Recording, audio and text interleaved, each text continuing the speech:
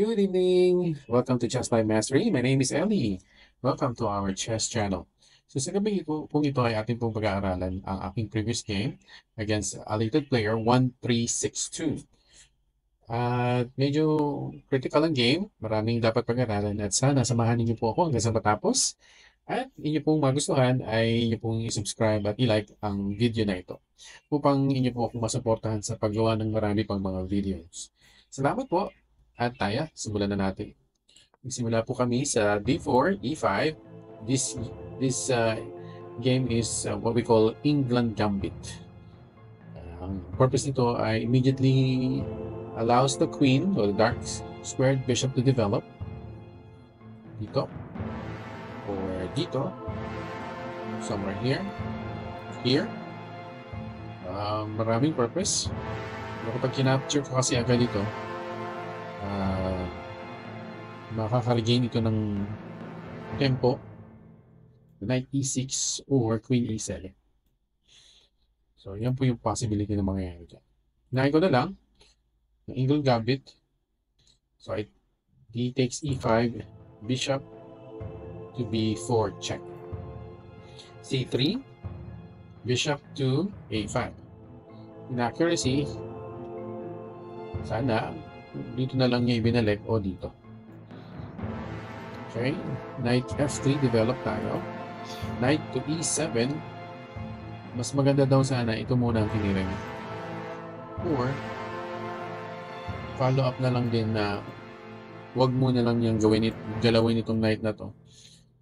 Pero pwede naman siya mag-maneuver somewhere here or here.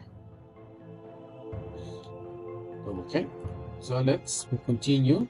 Queen to b3, which is really a good move. Targeting that f7 pawn and this pawn, and I can go back and attack that pawn. Castle on the king side, bishop g5.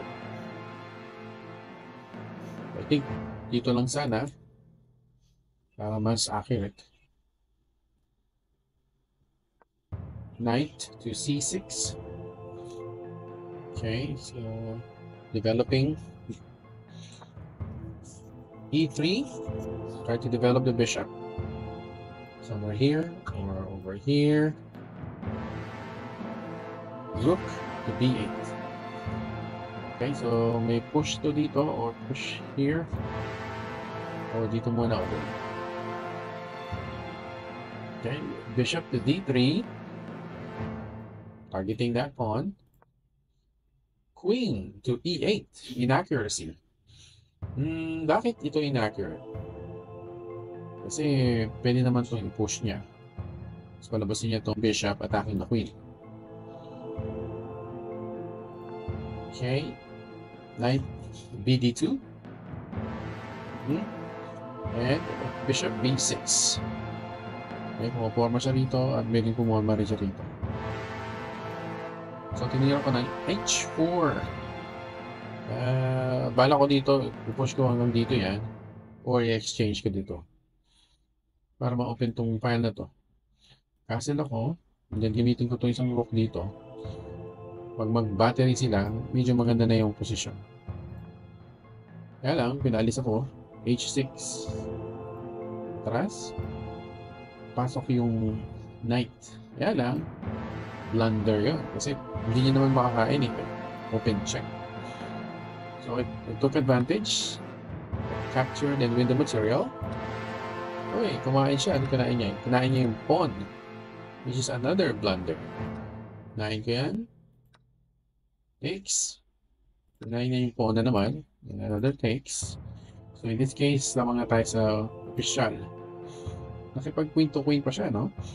I think this is another mistake, but I took advantage and he captured.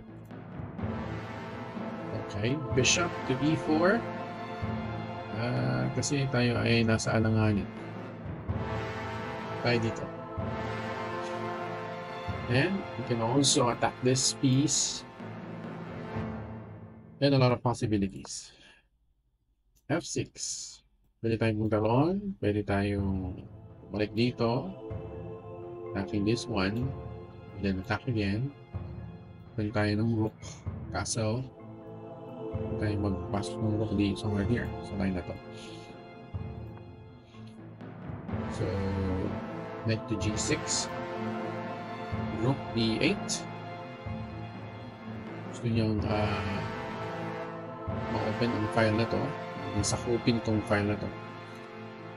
Kaya lang, balik natin. Free ito eh. So, kinain ko. Take it.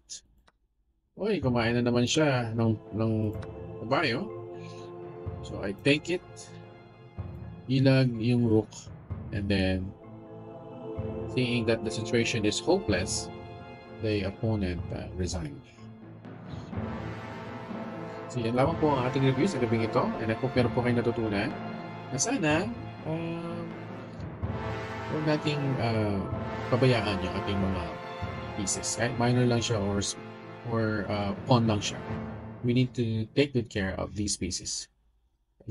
Kahit isang pawn lang ang kalamangan, malaking puntos yan sa endgame. So, thank you very much for watching with me. See you next time for another exciting videos. Have a great evening. Bye-bye.